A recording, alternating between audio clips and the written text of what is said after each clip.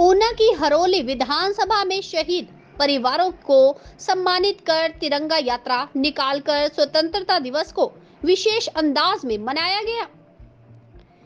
तिरंगा यात्रा से पूर्व एक कार्यक्रम में यहां देश के लिए शहीद हुए सैनिकों के परिजनों को सम्मानित किया गया।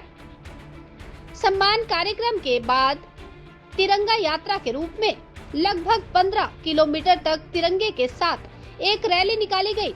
इस रैली में काफी संख्या में युवाओं ने भाग लिया।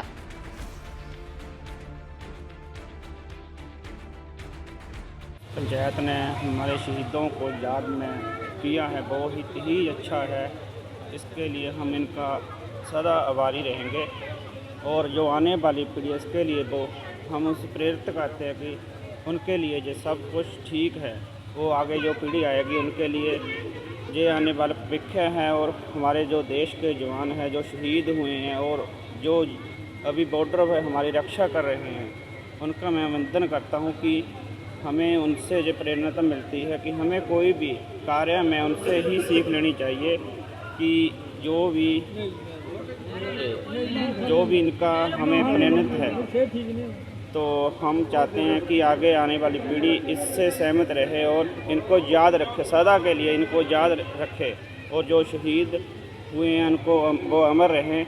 और उनके लिए जो भी हैं वो हम दिल से वाकई इनका बहुत बहुत शुक्रिया करते हैं, इन्होंने हमारे परिवारों को याद किया है। हम हर साल 15 अगस्त को झंडा चढ़ाते हैं और इसके लिए कुर्बान हुए हैं। कितने नौजवान शहीद हुए हैं।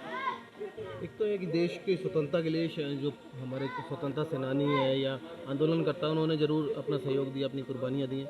लेकिन अब आज़ादी के बाद जिन शहीदों ने हमारे देश की आज़ादी को बरकरार रखने के लिए अपने प्राण दिए, उस दोनों चीज़ों में कितना अंतर मानते हैं हम आज़ादी के साथ? देखो, अंतर तो कुछ भी नहीं है। लिए इन्होंने अभी सब कुछ इनके पास था, इन्होंने भी अपना सब कुछ सर्वस्व दान कर दिया, त्याग कर दिया।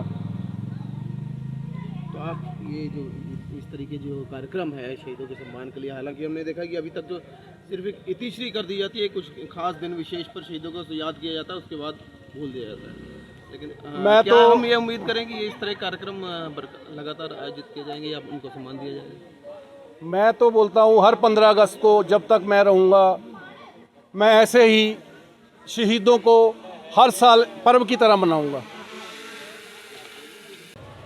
यह कार्यक्रमों में सम्मानित करना, जो शहीदों का सम्मान करते हैं, ये देश के जो युवा बच्चे हैं, हमारे आने वाली पीढ़ी है जो अभी मौजूदा है, उसको प्रेरणा मिलती है देश सेवा करने के लिए कि देश की सेवा के लिए देश का अपना जज्बा कैसा होना चाहिए।